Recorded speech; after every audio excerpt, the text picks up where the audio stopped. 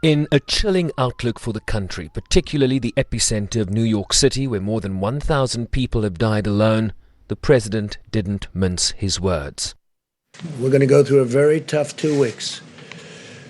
And then hopefully, as the experts are predicting, as I think a lot of us are predicting after having studied it so hard, you're going to start seeing some real light at the end of the tunnel. But this is going to be a very painful, very, very painful 2 weeks.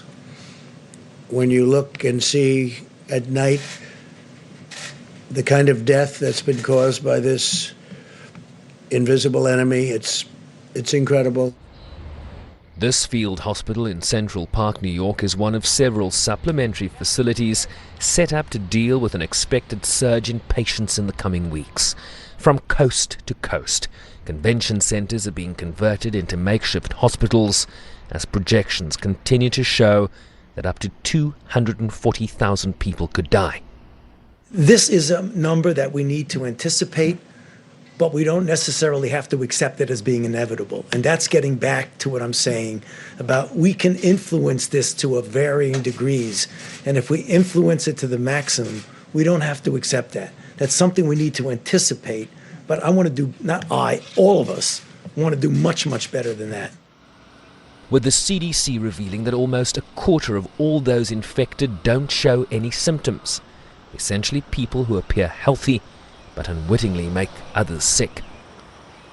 So I know it's stressful to follow the guidelines, but it is more stressful and more difficult to the soldiers on the front line.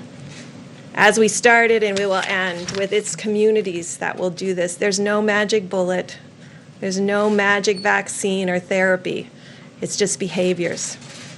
Each of our behaviors translating into something that changes the course of this viral pandemic over the next 30 days. Experts have identified worrying signs in the metropolitan areas of Detroit, Michigan, New Orleans, Louisiana, Chicago, Illinois, and Miami, Florida, as they work to prevent a repeat of the situation in New York. This is going to be a rough 2 or 3 weeks. This is going to be one of the roughest 2 or 3 weeks we've ever had in our country. We're going to lose thousands of people. When I see 28, 29 people from the governor of New Jersey, 29 people.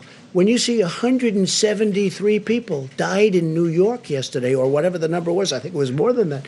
When you see the kind of numbers that we're witnessing, we've never seen numbers like that. I am particularly concerned with the African continent. Earlier, the United Nations Secretary General called the coronavirus the biggest challenge facing the world since World War II. Thousands of nurses, paramedics and emergency medical technicians, in addition to some 250 ambulances, are being sent to the New York region from around the country to join the National Guard and the Navy in assisting frontline health workers in this area deal with what is expected to be the spiraling demand in the coming month. And that is no April Fool's joke. Shervin Briceby's SABC News, New York.